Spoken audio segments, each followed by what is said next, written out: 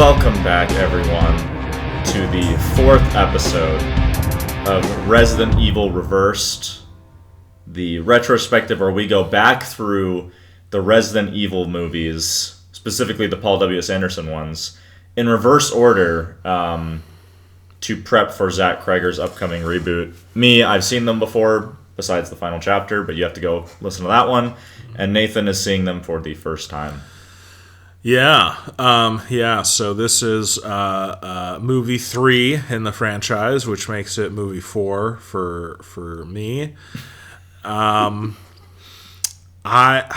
don't know. I'm a little concerned. I kind of don't have anything to say about this movie. The interesting thing about Extinction is a similar problem. I think the thing that you bring up that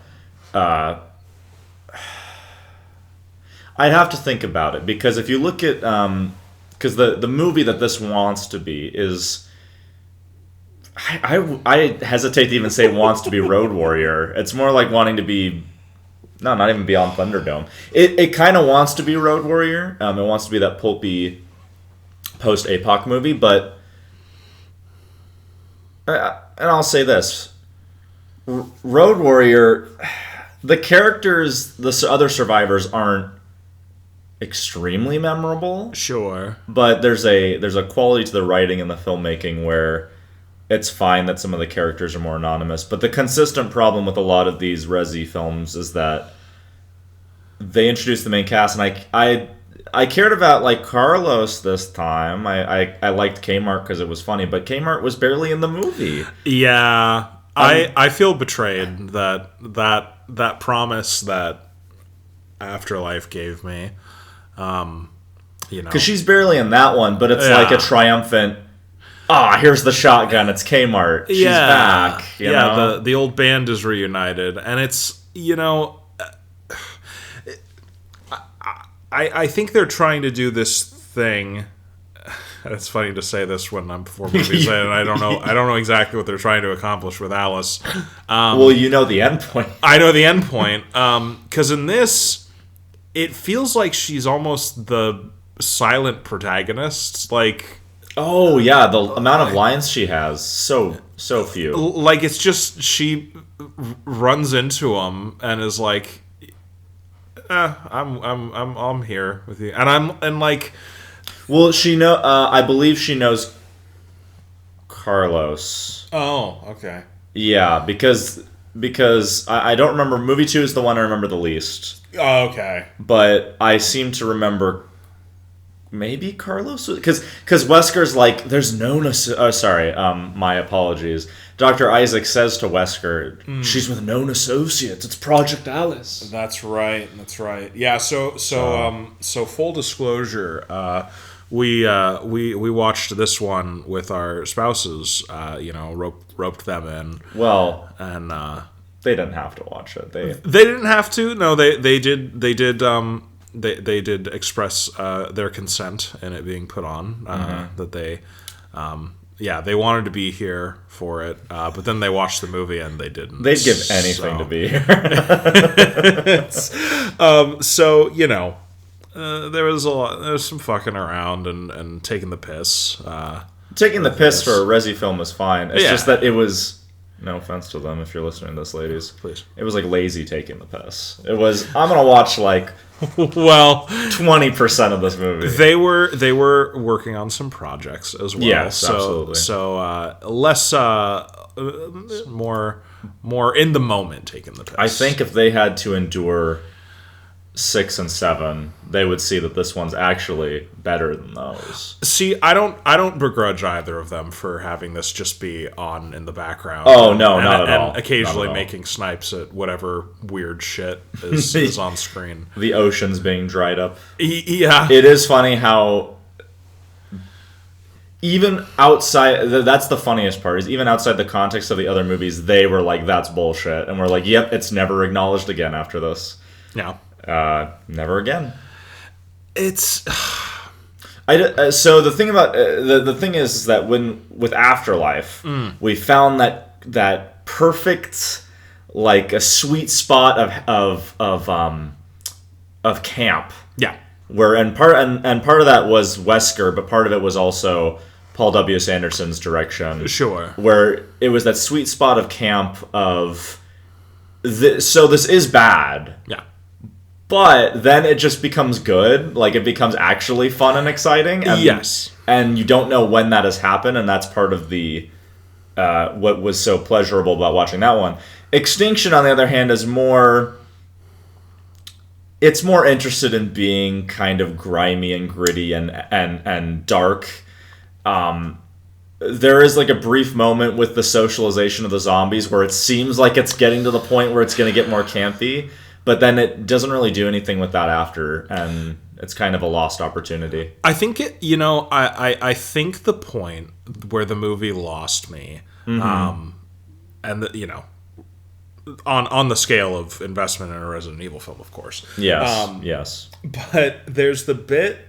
It's when Dr. Isaacs first realizes that Alice is part of this group. Yes. Because of her sleep telekinesing rocks, where it's like, right, we've picked up on activity outside the lab, and that's what yes.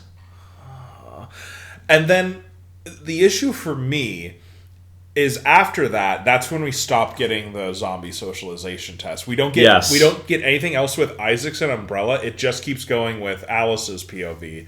And then when another thing happens, it goes, look, another one that we've been waiting for. And it's like, well, I need to see what you're doing. Yeah, it was this interesting thing where there were two parallel plot lines going on, and then they collapsed into, well, they're just reacting to this other plot line. Yes, exactly. And the weird thing is that they have the cloning thing, which, admittedly, I mean, I assume if you're watching this in order, that might be a really interesting thing where they replicate the opening of the first movie. Yeah. But she dies, and then there's clones, and you're like, this is crazy. But truth be told, that really doesn't amount to much besides the very end, because the weird thing is Wesker is putting the pressure on Isaacs, and then Isaac's like, I have a really strong suspicion that this is Alice. He's like, no, I need you to confirm it, but you still have a limited amount of time, so essentially I'm giving you no choice. You're going to lose the position. Yeah. And so I guess maybe that's the point, is Wesker's not playing fair, but... Sure.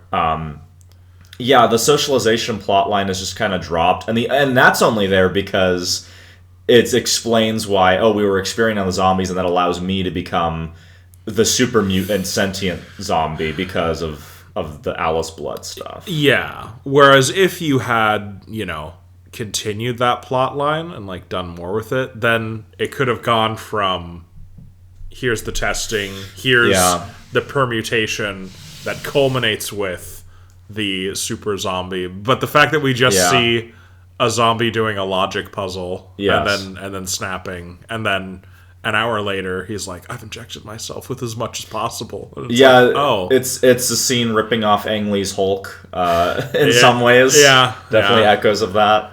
Another weird thing about the plot for Extinction is that I understand she's not spotted by them. She's off the grid. Yeah. But then she gets seen, and there's a point where she's sleeping, and I know it's a little jank, but he doesn't just freeze her and send some helicopters to go pick her up. Because once they had the scene where they froze her, I was like, why didn't you do this sooner? It's so weird because there's never, maybe I missed something, but there's never a point earlier where they establish we can fucking hide. They set up that they could see through her POV and set up the freezing thing, and then it's used for one scene, and then it just then it kind of fades off and they can't do it. And they try to do it. The chip on the satellite just happens to go.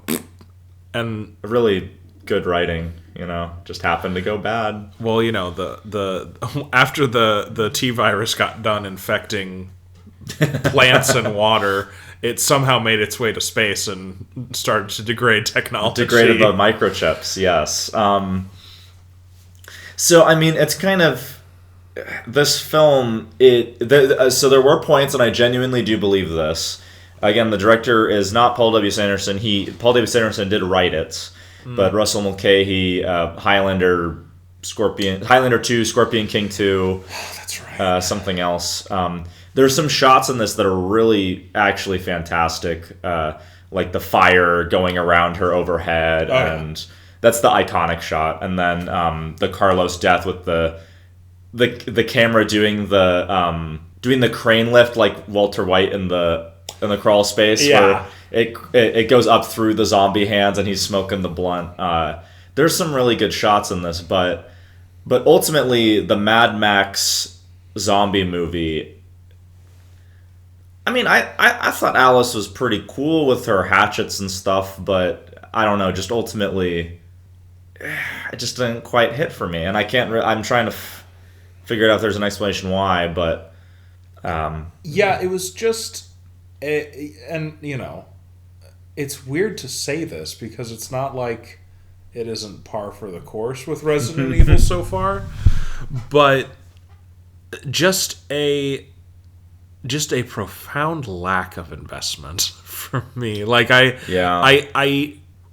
wasn't hooked enough to know what the roaming survivor group was trying to accomplish. Something about going to Alaska. Yes. Yeah, and then somehow that took them from I guess they went from Salt Lake City to Vegas. Found out that Vegas was a shithole.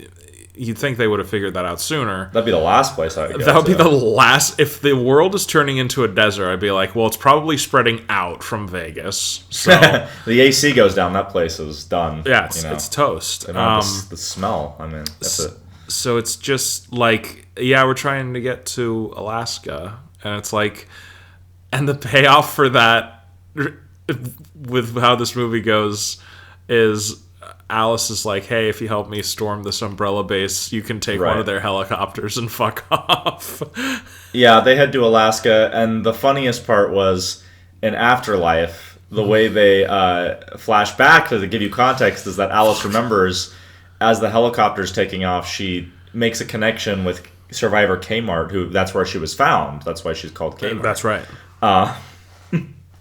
And she says, good luck, Kmart. And so we were waiting for that moment when she says, good luck, Kmart, and that's just not in Extinction at all. I don't know if there's another cut or if that's a deleted scene or what. You know what it is, because Afterlife is when Paul W. Sanderson came back to direct. So I'm certain that Good Luck Kmart was in the script. It's definitely something they filmed. Yeah. So he was just going through the footage. He's never fucking watched Resident Evil Extinction. He didn't fucking know it wasn't in the movie. I think he watched it. I think he went to... He didn't go back to it. Yeah, he went to whatever their equivalent of the red carpet premiere was, because he's got to support his wife. But... Yeah, you know. I mean, it's the house that he built. Yeah. I mean, I do know, I think... It's not... the reason I think he's watched this is that... I forget where I learned this, but a point was made that Jovovich and Anderson's least favorite is the second one. That's the one that's farthest from their vision of Resident Evil.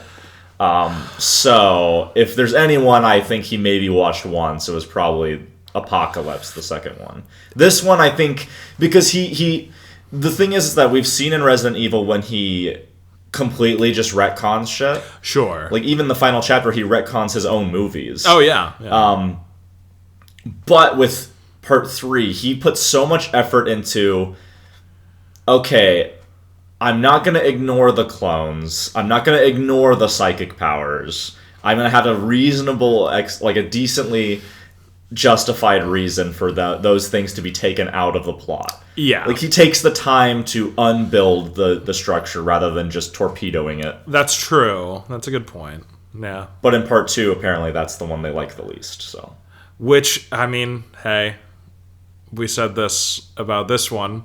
That could mean it's the worst. Could mean it's the best. Yeah, I mean, I want to discuss the film a little more, but if we were ranking them, I mean, this is definitely better than 6 and 7. Right? It is essentially... I don't know. I guess it's essentially the better version of 7. Yeah. Or wait, did we wait? Because the final chapter is the one where they go, oh, we're back to like the Mad Max style. Exactly. Yeah, which is why another reason I think he's seen this one. It's fair because he at least, unless it was just pure coincidence, but I don't think so. I mean, yeah, I don't know because he also references the laser hallway again with yes. Dr. Isaacs, and he subverts it. Well, and final chapter is in time for him to rip off Fury Road, so yeah, it's hard to say. This could have been more like the director, seeing that they were on a budget, was like, I'll take a page out of the Mad Max, coming from a creative standpoint of like, hey, you set it in the desert, you can make it post-apocalyptic. Unfortunately for this, I feel like that really took away from it because they pretty much went to just like what felt like just a couple of like gas stations. And it's like, this doesn't really feel post-apocalyptic. It's actually, I think it was my favorite comment that your Katie made.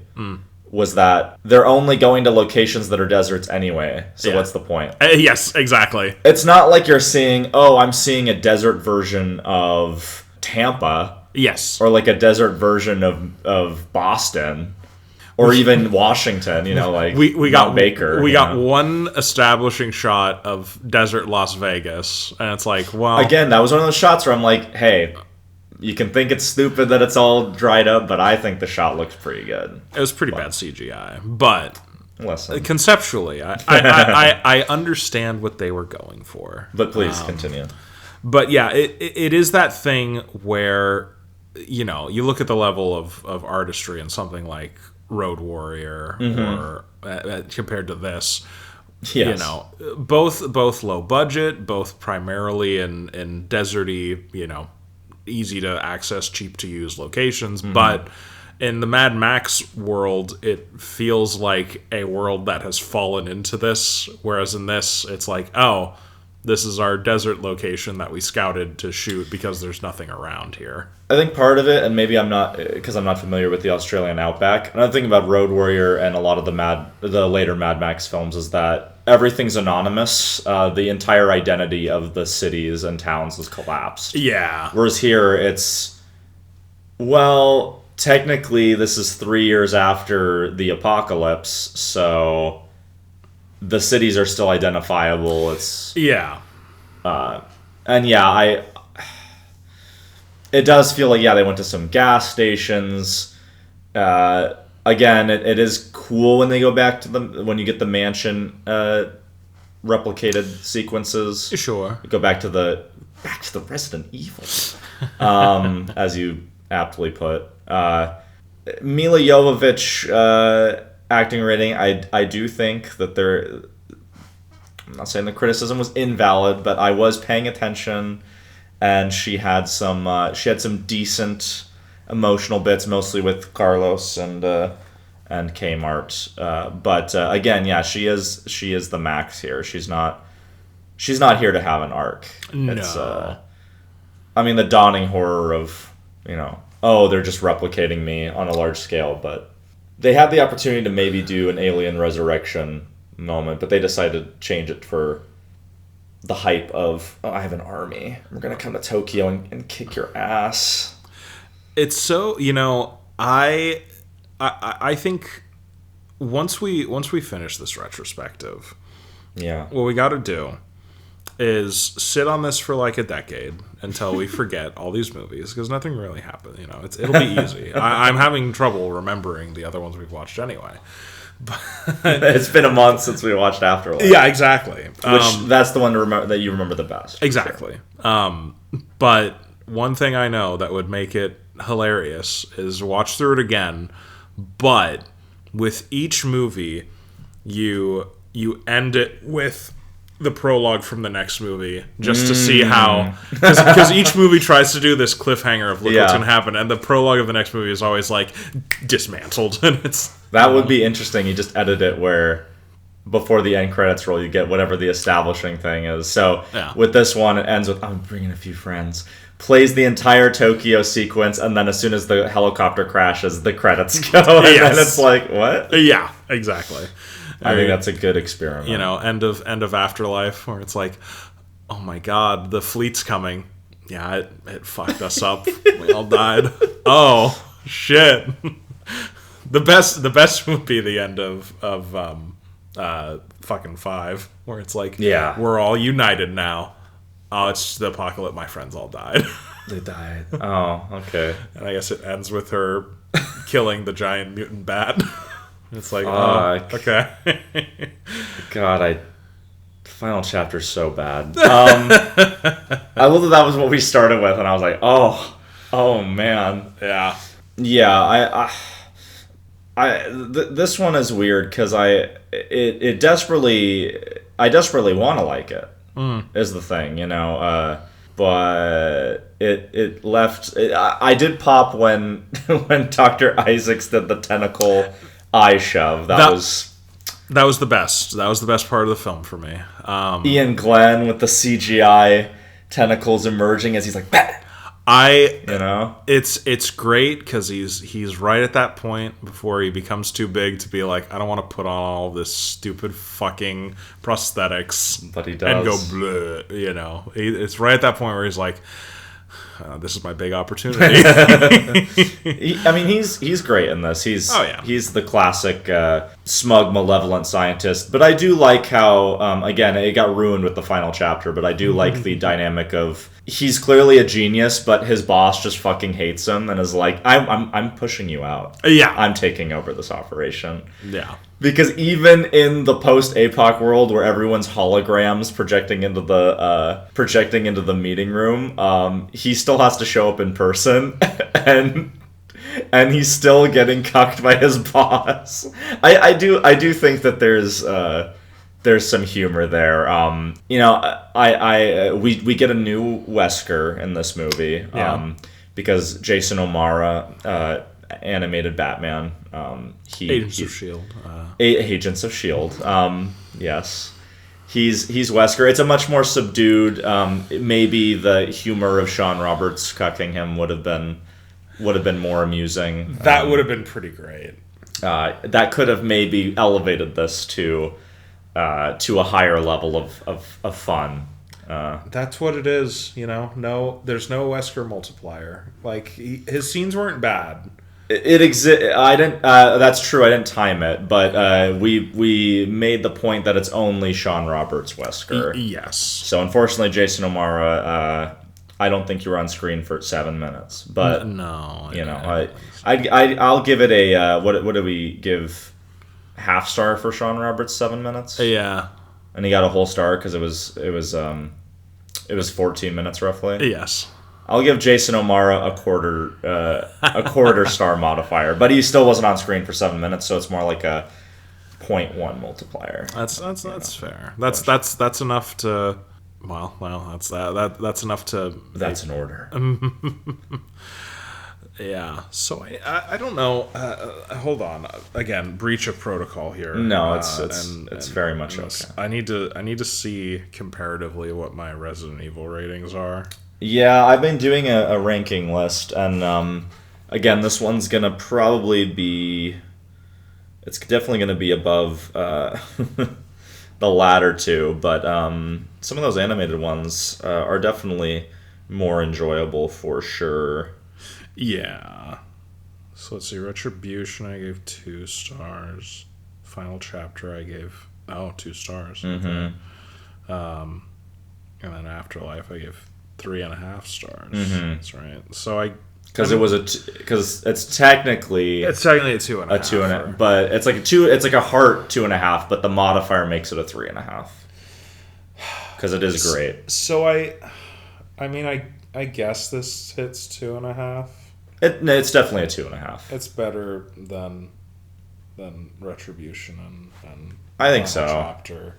It at least breathes a bit. Like so the thing about Retribution is that, well, Retribution is probably like the best looking. It's also the most hollow. There's so few moments to breathe, whereas Extinction at least had a few moments of some time to dwell in the situation. Yeah, I think I think that's the issue to the opposite, where it's just there's no sense of urgency. There's no oomph, Yeah, that is true. It's and we didn't get Alice running behind a tank. The final chapter did have that. That's true. And then she cut off his hand or his thumb. I forget how much. Oh, Jesus! It was his hand. Okay, full hand. Wonderful. Because then we made the joke that because that was the second clone, but the original Isaac slices off her fingers. Yes, because she okays him. That's right. And then I made the joke. Well, he can't know that because it was his clone who got the hand. That's true. Also, why didn't they should have? They didn't have the budget, but they should have had that second clone, Isaac's, also get mutated, and then he gets tentacles from the hand stump. Oh, maybe that was kind of the idea before it got slashed. Maybe, yeah, they had to trim that budget. Yeah. Interesting. Oh, yeah, okay. But, Extinction is in this weird spot where we haven't seen the first two, but it's kind of the end of a trilogy, but... Yeah, that's true. It's a cliffhanger of sorts. I was really hoping this one would be more. I want to stress there's more visceral badass moments, but it's not as fun. I will say Claire definitely got some good action beats, which was nice. Yeah. I don't. 2.5 I think is a fair rating. I'll probably give it a 2.5 and a heart. It's like a Jason O'Mara. That's an order. Like a rotting cholesterol warning, or like a heart that's been turned into sand, like the desert. Like the Enchantress heart from Suicide Squad 2016. You know exactly what I'm talking about. Which it's funny because this movie, especially on there was jokes made about this being Stranger Things-esque, and I was like, I think they ripped this off because Vecna in season 5 is totally just Dr. Isaacs. That's a good point. And then she's doing 11 stuff in this. So that's But it's interesting because you can see why they had to nerf it at the beginning of Afterlife because you can't fight that. How do you fight that? It makes me so curious. It just keeps kicking the can up where It's like, so is this the movie where the powers come out of nowhere, or are they in 2? And are they in 1? I don't know. I know. It's anticipation for seeing how this all happened, But then also knowing that we're sitting at greatly bolstered because of Afterlife, 2.5 average series, 4 films into our watch. Fuck me. That's so bad. Afterlife is a great film. I'll just say. So we didn't reference this when we recorded our Spider-Man review, but we talked about it. Is today the day where Resident Evil film was able to surpass an MCU film in terms of quality? And ironically, no. No. I thought it might. But unfortunately, Marvel locked in and Resi did not, No, this was profoundly unlocked. If they had been switched, if it had been Afterlife today, that's a different story. If this had been, what years was that? 20? No, I'm thinking of Far From Home. Yeah, something like that. So if we had a day where we watched Afterlife and Far From Home, it'd be like, oh my god. Oh, that's bullying. Far From Home. Yeah, they bodied it. That's the difference between locked in and clocked in. I love Jake Gyllenhaal, but like Sean Roberts. He's a fantastic performer. He understood the assignment for sure. We got 2-1, then Welcome to Raccoon City, and then the Kreger one. And I know it's going to be the best Resident Evil just automatically. Yeah. So I'm going to hold it to a higher standard. Unfortunately, it can't use the movies up to that point as a shield from me. Unfortunately, no. Well, no. Again, it's because from a marketing perspective, yes, but in our book, the selling point is not the Resident Evil; it's the Zach Kreger. It's the Kreger. So that gets graded on the Zach Kreger scale, not the Resident Evil scale. Exactly. And it's just a much higher scale. That is the thing. Is the way I rate a Zach Kreger project. Yeah, it's different. But what else to say? I'm kind of dwindling. I would say maybe if you was high off your ass. Oh, I'd fall asleep. Oh. One more thing, just so we have content. Good. That's the right mindset. There you go. Yeah, let's drag this out some more. Listen, the reviews are getting short. Well, I think the Afterlife one was decent length. But yeah. Go ahead, sorry. So the White Queen in this. We need to talk about this. They don't call her that, but it's assumed. Yeah, it's the lore. Yeah. I guess she just got introduced in this one. Yeah. And it's such a... come to think of it, in the grand scheme of things, all of Alice's interactions with the AI are just so weird. This was probably the weirdest. And maybe it's because... And the funniest. There was that one where she had the reaction like, she's like, good luck, and she looks at her like, fuck are you talking to me for, bitch? Yeah. Your words mean nothing. So maybe this is one of the ones where a lack of context from the previous films is where it really hurted. But it really does just feel like it's out of nowhere because the White Queen has like maybe a couple of lines up until that point where she just kind of gives Isaacs an update, and then Alice makes it to the compound and she just pops up right next to her. Oh, Jesus. I'm actually glad you brought this up because so because we have the context, we know the White Queen never shows up again. Correct. That's right. And nothing happens to her in this movie. That's right. Why? Because they do the whole thing in... This makes me so angry. Please.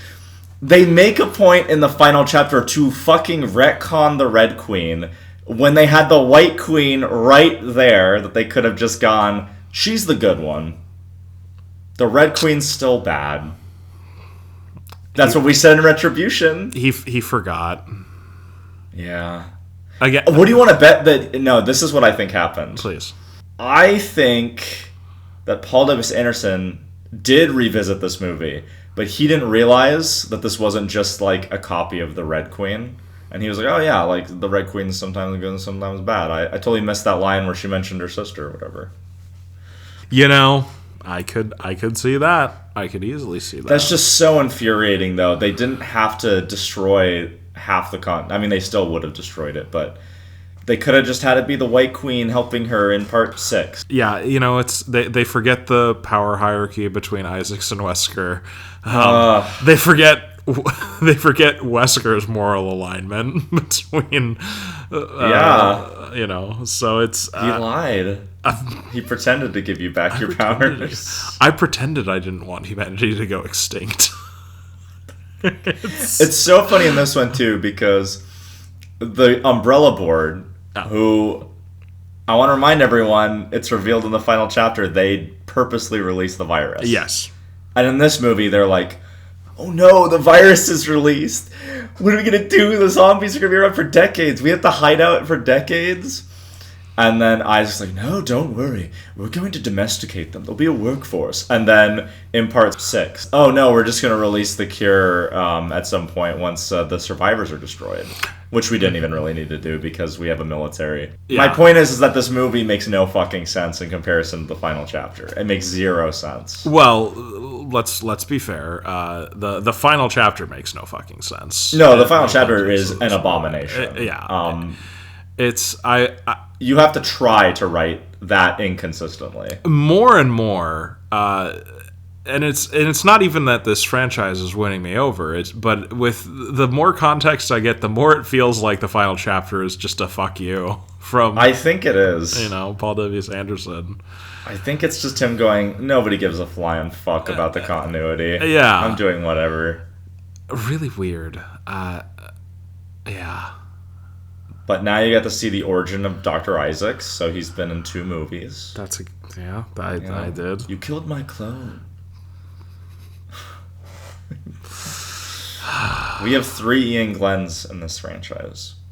And we have 2 Weskers, but they're the same guy. Yes. That's what's really funny about it. Is the character who is cloned is the same actor, and the character who isn't is not the same actor. Yes. Yeah. It's makes sense. Miss Afterlife. If anything, it's going to be the more context you get around it, you're like, wow, Afterlife was this weird just confluence where the series just locked in and became something that... maybe it is that journey, because I guess, I don't know if you want to hold on to this as a spoiler, but I assume that Paul W.S. Anderson did not write 2. Yeah. I was going to say, because if not, and that's the one that they hate, I could see that be the general journey, where you have 2 written and directed by someone else, they hate it, so Paul's like, well listen, I'll write it, so it says he's the writer. Okay, well now I'm just profoundly confused. Yeah, it says he's the writer. I guess just taking that break from directing Resident Evil films really made him hungry for 4. Because again, there's direction, there's artistry, It's not absolute cinema, but it's a little cinema. Man, I miss Afterlife. I have a feeling, too, is this is my prediction. Please. With all the distance, because I've seen 1 recently. Sure. I think 2 is going to be rated the same as this. Maybe a 3 if the camp is of a reasonable level. And then I think part 1, on the scale, I'm guessing it's going to get a 3, solid 3. And then Welcome to Raccoon City, I have no idea, because I really liked the first half, and the second half was poop. Yeah, what I would hope for 2 is that it hits the so bad it's good category. Yeah. Because I could see, I'm trying to think, what is it that would make Mila Jovovich and Paul W.S. Anderson hate that movie compared to the other ones? And my assumption is that it's some kind of weird campiness or cheesiness where... Because I feel like for these movies, they take it seriously, except for when they just feel like leaning into Rule of Cool. So in that one, maybe it's cheesy silliness that they felt didn't match the vibe of their grungy franchise. So from what I recall, I do think we'll get silliness. It now clicked for me. I think one of the reasons they don't like 2 is it dials up Alice being an asshole. Because if you notice, like, Alice is the most powerful person, but aside from maybe the final chapter, she's always the guiding light. Sure. She's always supports life. Yeah. So if 2 is just her going, I don't give a flying fuck, and also I can roundhouse kick dogs, maybe that's why they don't like it. But we'll see. We'll see. It's the only one that actually kind of adapts the games. I mean, her being an asshole would be an actual character choice, so I'd be interested to see it.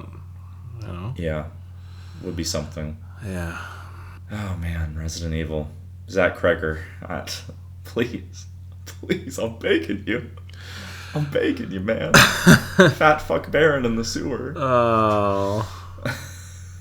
But Fat fuck Baron better be pretty good, because that's to beat Ian Glenn going with the tentacles. It's true. I'm worried that what we see in the trailer is what we're going to see in the movie. And they just, like, it's them just going through the sewers, and they look over, and they're like, oh shit, there's a fat fuck zombie. But it's too much. Just turns around. I actually think that would make it way better. Because Kreger has talked about, like, listen, all I'm trying to do is capture the vibe of playing a Resident Evil game. That's, you know. And so if the vibe is you enter a room and go, nope, I would actually love that. You know, that small diatribe, forgive me, but we've been playing through Ocarina of Time, Yes. each of us. And so I was in Zora's Domain the other day. And Yes. one of the funniest fucking moments is when you unlock the shortcut for Zora's Domain, and this fat fuck Fish King takes like a minute to scoot over once so that you can go. Hurry.